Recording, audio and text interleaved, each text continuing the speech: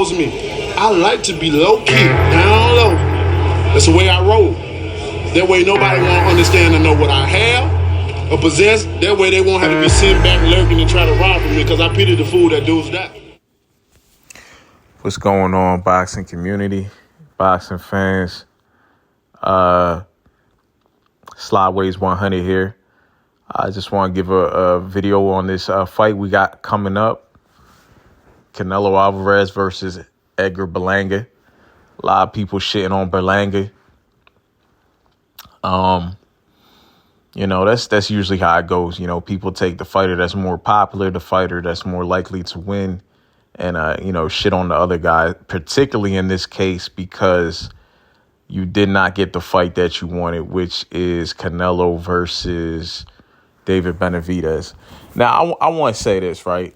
For one, is Edgar Berlanga fighting Canelo too soon? Well, there's other fights he could have took, right? We all know that. We all can agree to that more than likely. There's other fights he could have took before he hopped in the ring with Canelo. But also remember, Canelo's probably a couple fights away from retirement, right? We can assume. So Canelo's legacy is cemented.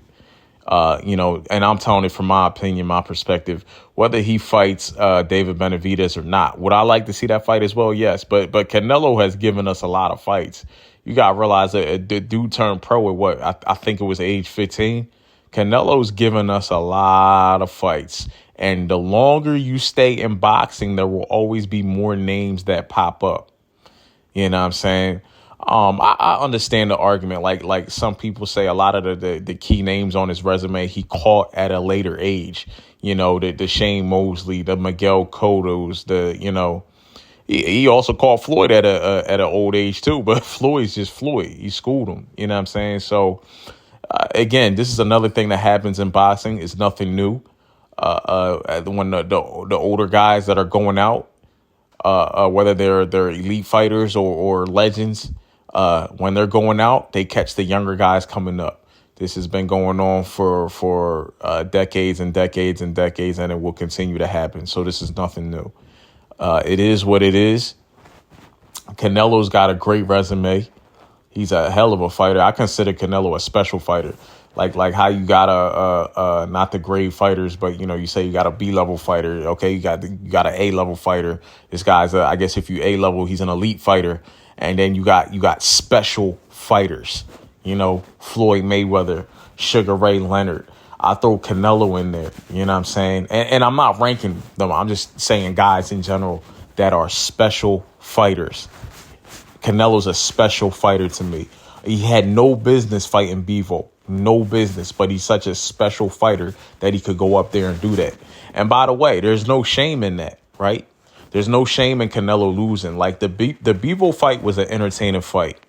And even like Canelo losing, you could tell he was frustrated at times, and it made him more on the defensive because of Bivol. This is all credit to Bivol. Bivol has great footwork in the ring.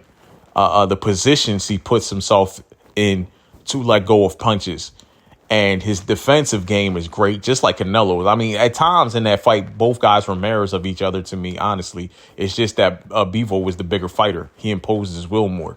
You know what I mean? Just a bigger fighter. I mean, bigger overall, taller, more, obviously, a longer reach, all that. You know what I'm saying? Just a bigger fighter. Like, you're coming to my division, and you're not going to bully me, Canelo. But Canelo tried in the beginning. He really did try in the beginning. Bivol's defense was very tight. I mean, even elbows to the body, blocking the rib cage, using that agility, bending, twisting his body to make sure no shot lands. I mean, it ended up being all arm shots. That's why his arm was so beat up, That was a very good fight. And Canelo lost the fight. And it's like he didn't have to fight that fight. He just went up there to challenge himself. And it was a great showing, I still think, on Canelo's part. He caught Bivol a couple of times with some clean uppercuts. Bivol ate it up. But for overall, the most part, Bivol's defense was on point in that fight. Like it is every fight. Bivol's a very good fighter. Good fight, man. And Canelo tried. He did try. But Bivol just was overwhelming him. It was hard to time Bivol and counter him because, one, Bivol gained respect. Canelo, I've never seen him hurt before. And even to take shots from Bivol, like, man, you got to respect Canelo's chin, Canelo's heart, and Canelo has good defense. So you already got good defense to start with, and then the guy's got a chin. So the shots that you do get off on him, he can take it. Can Berlanga get shots off on Canelo? And can Berlanga get Canelo's respect? Because I don't think Berlanga can knock out Canelo. Any fighter can be knocked out. I've always said this in the past. Any fighter can be knocked out with the right shot at the right time. But what I'm saying is I don't think Berlanga can knock out Canelo. Like, I don't think he's going to do it. I don't think he's going to find Canelo's going to get hit with that shot that puts him out by Berlanga. You know what I'm saying? And Berlanga's got to, like, not load up on his shots. See, that's the thing. When Bivol fought Canelo, it was harder for Canelo to counter, one, because of the foot placement, Bivol, the position he puts himself in before he lets his hands go. But two, his punches flow so easily. He doesn't load up. Like, he's literally just turning his body at the waist, and the punches are just flowing. So all Canelo does is just get defensive. You know what I mean? And then the power to go along with that to make him respect it too, to where he's not even thinking counter. He's just defensive. So can Edgar Berlanga get Canelo's respect? That's all. You don't have to be able to hurt Canelo. Just get his respect. That remains to be seen. This is boxing. It's the theater of the unexpected. Anything's possible. Anything can happen. I'm rooting for Berlanga. If you go back to my channel, I haven't made a vid in a long time, but I'm going to try to get back to making the vids consistently now. Because boxing is always and has always been my passion. You go back to way back, and, you know, you go down to my videos that you'll see I've been around when it was just YouTube boxing community before LDBC came about and all that. And I understand the reason for that. But, like, going way back, I'll always float with the underdog, and nothing has changed. Nothing has changed. I ride with Edgar Berlanga. I think he receives unjustified amount of hate for no reason. You know what I'm saying? And by the way, if Edgar was to actually hurt Canelo, it wouldn't shock me. I think this guy started out, first either 15 or 16 fights, knocking people out. I mean, you got power. You got power. Does that power carry over at an elite level against elite fighters? We don't know, but the guy's got power. There's no doubt about it. So if he was to hurt Canelo, don't be shocked. Will this fight be as good as the Munguia fight? You know what I mean? People are just shitting on this fight. I don't know. You know what I'm saying? Munguia fight was a pretty good fight, even within a loss. I thought Munguia did great up until the time of getting stopped. I thought Munguia did great. People are saying Canelo carried Munguia. There's no foregone conclusion that can prove that. You know what I mean? And I don't put it past him either. But I'm just saying that Munguia fought good, and when you say Canelo carry him, it's discrediting Munguia. Is that possible? Yes. But, you know, I'm just, with no proof behind that, I'm going to just give it the benefit of the doubt and say Munguia was in shape. It was a good fight. Munguia let his hands go. And Edgar Berlanga's got to let his hands go, and he's got to let his hands go early in order to attempt to get Canelo's respect.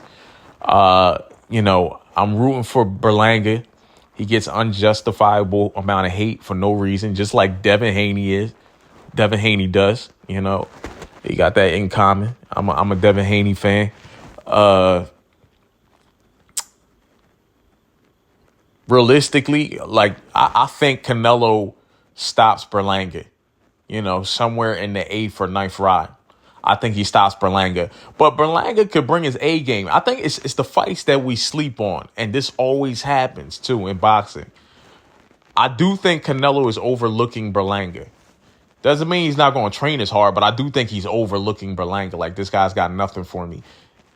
That's when you're susceptible to getting hit with a shot that you're not expecting. And Berlanga could bring the best version of Berlanga that we ever seen. So no, I don't want to hear about, the time he got countered by this guy who was slow, or the time he got clipped by that guy, or, you know, like, it doesn't matter. There's times where you could point out even other fighters in the past before they made it to a top or higher level that got caught with shots or got dropped even by lower ranked opponents. But when they face the best challenge that they ever faced in their life, which is what Berlanga is about to face, they bring their A game and you see the best version of themselves. Do I expect Berlanga to be flawless? No. but he could bring the best version of himself and surprise us. You know, obviously, if he wins this fight, he's got to win this fight by dropping Canelo or hurting Canelo. You know what I'm saying? I don't think he can outbox Canelo, but he's got to hurt Canelo, man, and he's probably got to hurt him several times visibly, which it seems to be very hard to do. I've never seen. The only time I seen Canelo hurt was against Miguel Cotto's brother. That's going way back, and that's when Canelo was an up and comer. You know what I'm saying? Canelo in his prime, never seen him hurt. Never seen him hurt. Rarely see him even frustrated. You know, like Canelo just keeps coming. He's good defensively. He can box. He's got power. He could just stalk you. I mean, there's different ways Canelo can fight. I always say Canelo's very similar to Tank in the way he goes about fighting now. It's like he tries to set traps for you and he just gets to you. But that's not saying Canelo can't box, because Tank can box as well to a degree. But I think people get so caught up in their power that they look at them as straight power punchers. But these guys can do a lot more than just the element of their power, using that to win. Nah, they know their power can get to you, but they can do a lot more. You know what I'm saying? But yeah, I think Canelo stops him 8th or 9th round. Berlanga's got a puncher's chance. You got to say that, right? Because the guy's got power. Will it affect Canelo or not? That remains to be seen. I think this is a good fight. Could be a very interesting fight. May even be fight of the year. We got to see what Berlanga brings to the table this fight. You know what I'm saying? We got to see what he brings to the table. And also we got to see how Canelo goes about it, you know? But I don't like how everybody just shitting on this fight simply because we didn't get the David Benavidez fight, you know? Canelo has given us a lot of fights. You know, is he ducking Benavidez? It's clear as day he's ducking Benavidez. But the guy's legacy is cemented in my eyes regardless.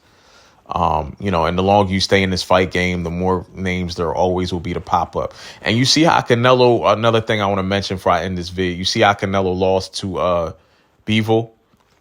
No shame in that, right? His career continues, right? Berlanga loses to Canelo. No shame in that. Let the man's career continue. Don't bury him. I still want to see Berlanga versus Caleb Plant or versus what's the other guy that's relatively new? I forget his name, man. I forget his name. Spanish guy. But like there's other people that we could see him fight. Maybe down the road he goes to 175 and meets up with David Benavidez or Bivol and them guys.